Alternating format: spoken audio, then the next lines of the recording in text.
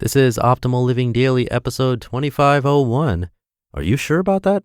How to Cure Ignorance by Helene Massicotte of freetopursue.com. And I'm Justin Malik. We're going to jump right into today's article as we optimize your life. Are you sure about that? How to Cure Ignorance by Helene Massicotte of freetopursue.com. I'm ignorant, and I'm okay with that. But it doesn't mean that I don't try to be a little less so every day. Our knowledge, skills, abilities, and experience are tested all day long with every decision we make and in every conversation we have with others. Well, they are tested unless we tend to do the same things every day or week or month, thereby exposing ourselves to the same type of information with the same types of conversations over and over again with the same people, like the movie Groundhog Day. And because knowledge, skills, abilities, and experience differ greatly from one person to the next, we experience the world in a unique way, and still would even if we were living predetermined cookie-cutter lives, as does Jim Carrey's character in The Truman Show. I'm not just talking about cultural, gender, income, and age differences. I'm talking about differences in our level of awareness, context, understanding, ignorance. In one word, differences in contextual stupidity. Many stories have been written and movies made about ignorance and stupidity and cluelessness because it's something we're exposed to regularly.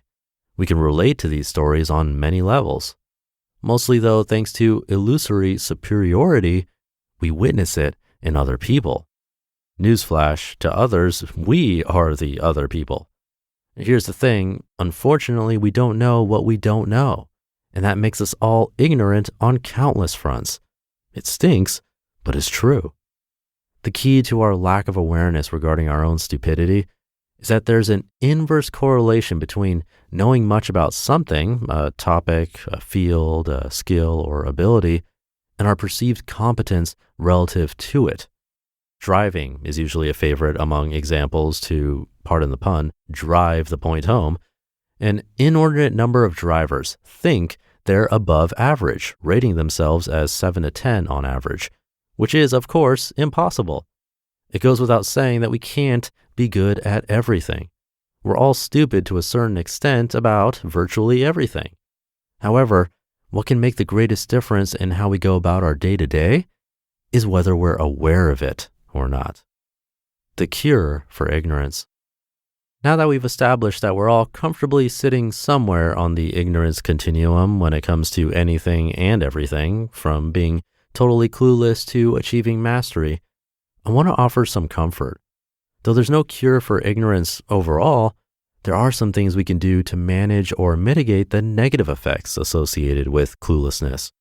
We can be aware of it, seek to reduce it in the areas that matter most to our lives, and stay curious and open about as much as possible.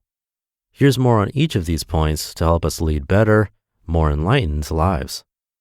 Number 1, be aware of it.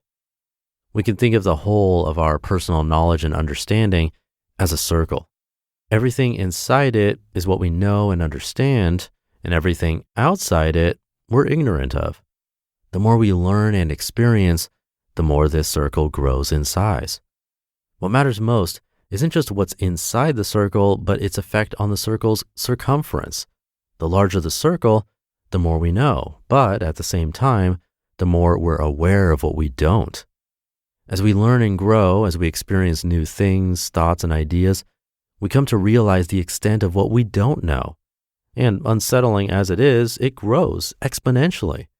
The more we learn, the greater our understanding of still having much to learn, along with the realization that we can never know it all.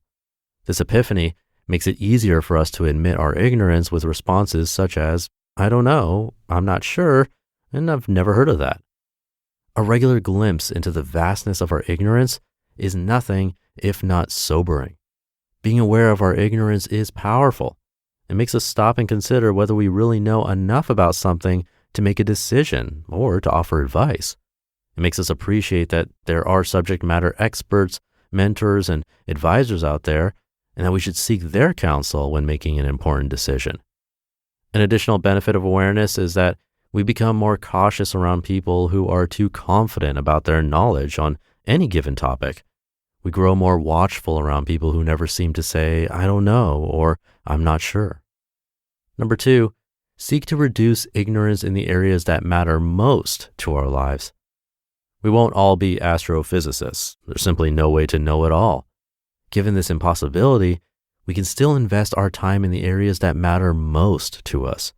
If we carefully consider our goals, we can identify what we want to learn most and focus on that for a time.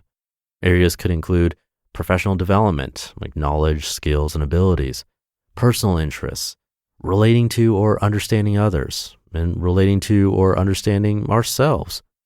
We can accomplish this learning via a number of means: classes, seminars and webinars, tutorials, books, magazines, websites and blogs, mentors, coaches, friends and family, colleagues, observation and practice, etc. If anything, learning about anything and everything is more accessible to us than any other time in history. Understanding more about what we care about most is sure to make us better versions of ourselves. We become better at fulfilling our purpose, better family members, and happier people and better citizens in general, because the more we're exposed to new information, the more patience we have for ourselves and others. And as we realize we don't know it all, we don't expect others to either. And number 3, stay curious and open about as much as possible. Actively reducing our ignorance in the areas that matter most to us is one thing, but there's more to it than that. Increasing our openness to new ideas and being more curious in general is a good thing. Not only do we learn and experience in unexpected ways, but we increase our exposure to greater unknowns and discover things we enjoy or want more of that we wouldn't have come across otherwise.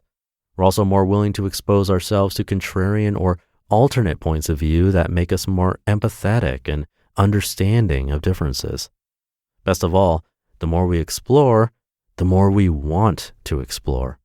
Exploring increases our fascination about the world around us. It's a second childhood of sorts. Becoming increasingly curious can even make us wonder why we bothered to leave our childlike fascination behind in the first place. Why do we do that?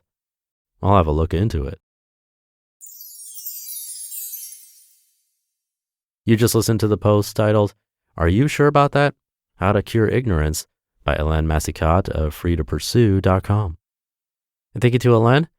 I think she says something that really needs to be said in this day and age when quote unquote knowledge is right at our fingertips, just one Google search away. We can all think we have all the answers based on our extremely limited view of reality, and I'm no exception.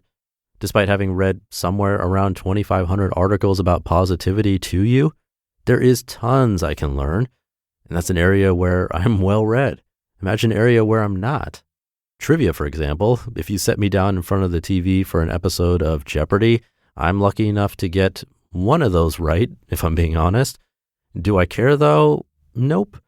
As Helene said, awareness first, and then seek to reduce it in areas where it matters most. That's where it matters most. Trivia to me matters at like a 1 out of 10. Yes, you then don't want to be on my team if we play trivia games, but hey, again, I don't care. I'd much rather learn something new about the person that I'm on a team with than about some random fact that I'll likely forget in a couple of hours. Now, that said, she does talk about staying curious and open as much as possible, and I do agree, because the moment we start to shut everything down, things that we disagree with or that doesn't perfectly fit with our current view of reality, well, the more we shut down, both in terms of ourselves, but also to those around us. I might be preaching to the choir here as you're listening right now, learning something new with me every day. So with that, thank you for being here and listening. Really appreciate you learning along with me.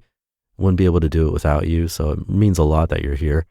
Have a great rest of your day, and I'll be back for the Thursday show tomorrow, where your optimal life awaits.